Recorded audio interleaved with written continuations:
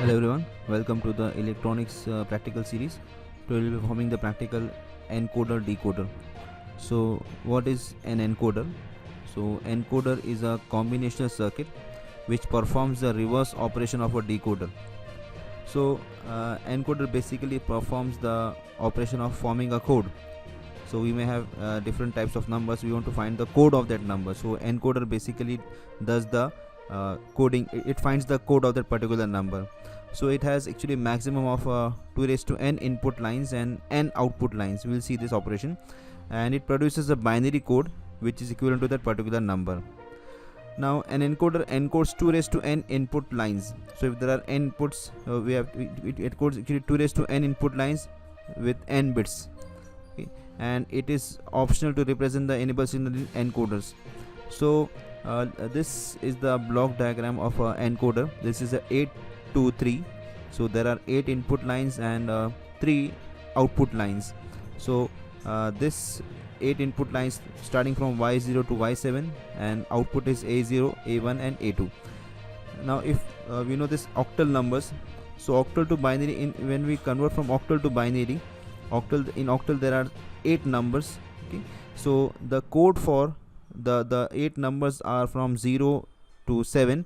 So if we want to know the code of 0, so when we enable 0, you must have 3 zeros here. The code for 1 is 001, the code for 2 is 010, and so on. And finally for the code for 7, the last number is all ones.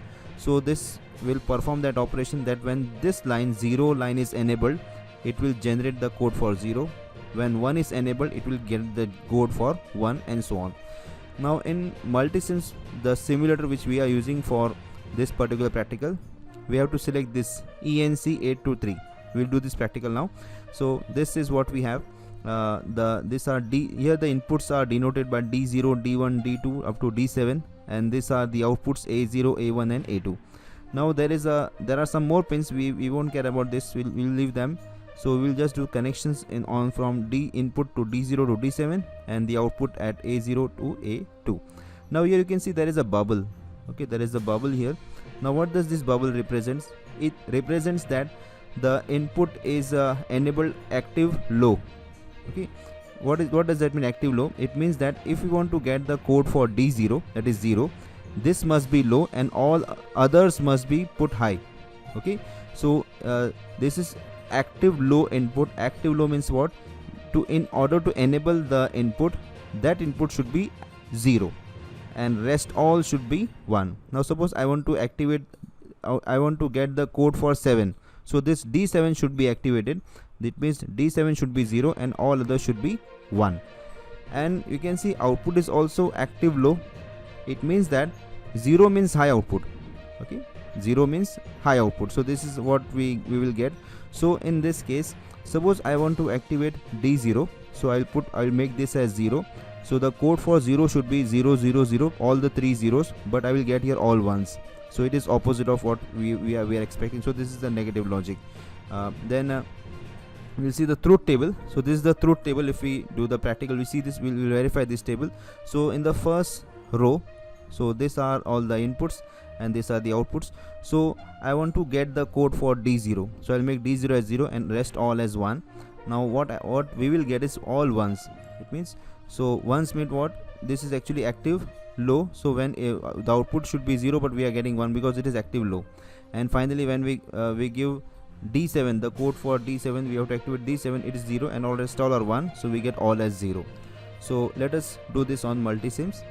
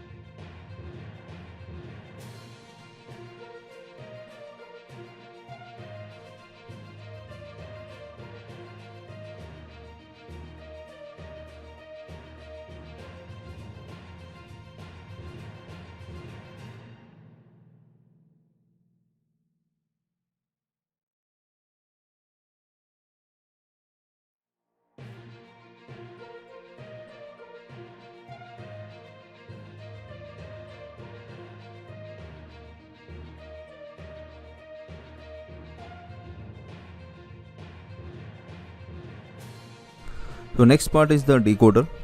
So decoder is a combinational circuit which has n input lines and a maximum of 2 raised to n output lines. So this is actually opposite of encoder.